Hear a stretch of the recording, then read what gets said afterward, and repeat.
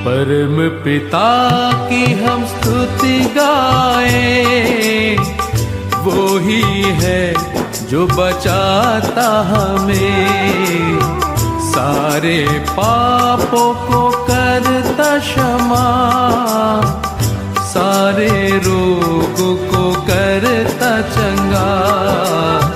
परम पिता की हम स्तुति गाएं, वो ही है जो बचाता हमें। परमेश्वर के धन्य नाम की महिमा हो। आज के आराधनात्मक मनन की ओर आप सभी का बड़े विनम्रता के साथ स्वागत करता हूं। आइए हम पढ़ते हैं भजन संहिता अध्याय 117 पद 2। क्योंकि उसकी करुणा हमारे ऊपर प्रबल हुई है और यहोवा की सच्चाई सदा की है, याह की स्तुति करो। परमेश्वर की आराधना करने के लिए हमारे सामने अनगिनत कारण है। उस प्रकार के दो कारण पढ़ी गई पद में भजनकार कह रहा है। भजन 117 भजन संहिता के सबसे छोटा भजन तथा बाइबल के सबसे छोटा अध्याय भी है। इसकी प्रथम पद में भजनकार दुनिया भर के तमाम लोगों से यह आग्रह कर रहा है कि वे यहोवा की स्तुति करें। ये भजनकार के आग्रह के साथ साथ सारी दुनिया के लोगों का दायित्व भी है कि वे परमेश्वर की आराधना करें। सृष्टिकर्ता की आराधना करनी स्वाभाविक रूप में सृष्टि का दायित्व है। उसके लिए विशेष आदेश देने की आवश्यकता नहीं है। जैसे एक बेटा को उसके बाप का और नौकर को स्वामी का आदर सम्मान करना स्वाभाविक दायित्व है,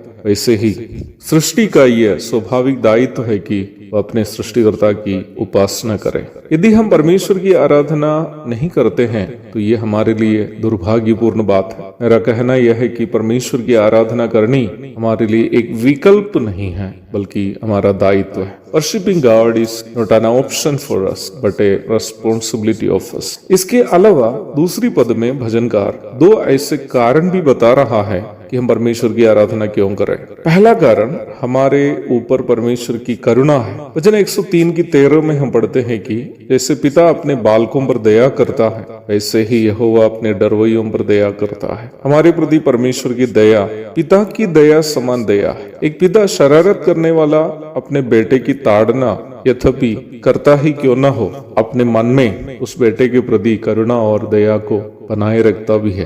अर्थात बेटे की पिटाई करने के बाद अपने ही दिल में उसकी चोट पिता ढोता है। ये एहसास भारी है और केवल पिता लोग ही निम्न एहसास को अनुभव करते हैं।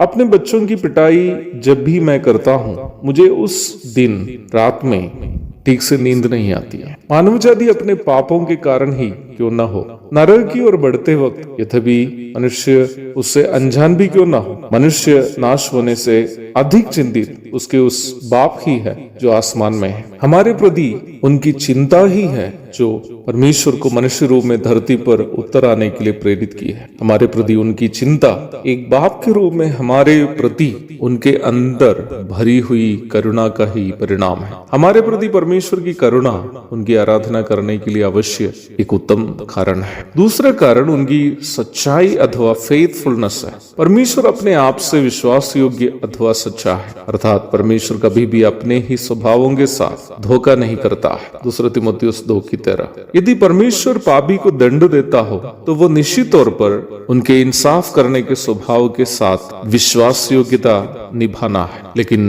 प्रेम के साथ नहीं। जब वो पापी को नरक से बचाने के लिए एक विकल्प उसके सामने रखता है तो वो वास्तव में अपने प्रेम के साथ भी विश्वास योग्यता दिखा रहा है। परमेश्वर की प्रेम ही है जो हमें दंड से बचाने के लिए परमेश्वर को उकसाता है। परमेश्वर का प्रेम ही है जो यीशु मसीह के रूप में क्रूस पर टांगा गया है। हमारी आराधना का केंद्र विषय भी उस क्रूस ही है जहाँ से हमें मुक्ति और शांति यीशु मसीह की देह के द्वारा मिले है। आज सुबह परमेश्वर पिता की करुणा और उनके विश्वास योग्यता की याद करते हुए उनकी आराधना करेंगे। उनके धन्य नाम की महिमा हो। आमीन। वही हमारा है परम पिता, तरस खाता है सर्व सदा।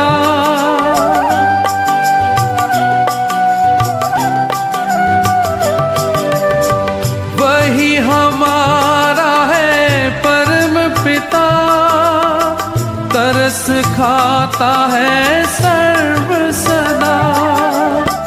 पूरब से पश्चिम है जितनी दूर पूरब से पश्चिम है, जितनी दूर उतने ही दूर हमारे गुनाह।